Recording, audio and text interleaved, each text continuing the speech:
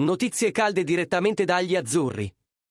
Antonio Vergara brilla in Serie B e potrebbe essere il prossimo talento a vestire la maglia del Napoli in prima squadra.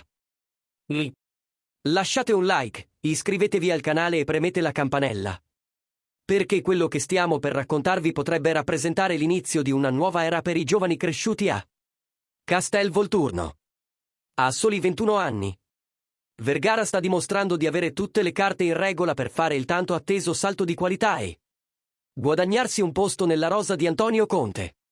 In prestito alla Reggiana. Il centrocampista è stato uno dei protagonisti della Serie B italiana in questa stagione.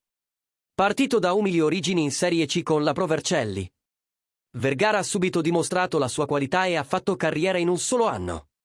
Sotto la guida dell'ex calciatore azzurro Davide Dionigi, è diventato un elemento fondamentale della squadra.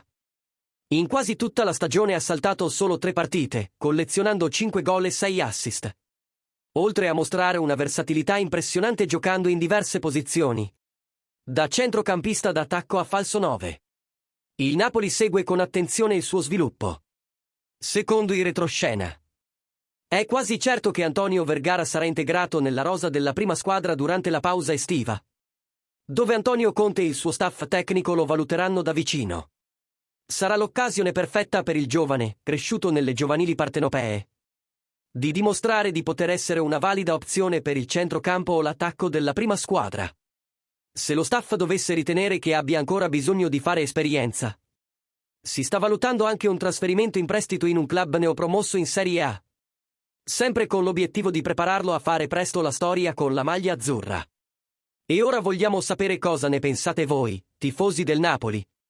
Pensate che Antonio Vergara meriti già una chance in prima squadra?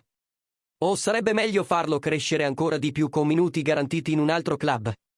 Commentate qui sotto.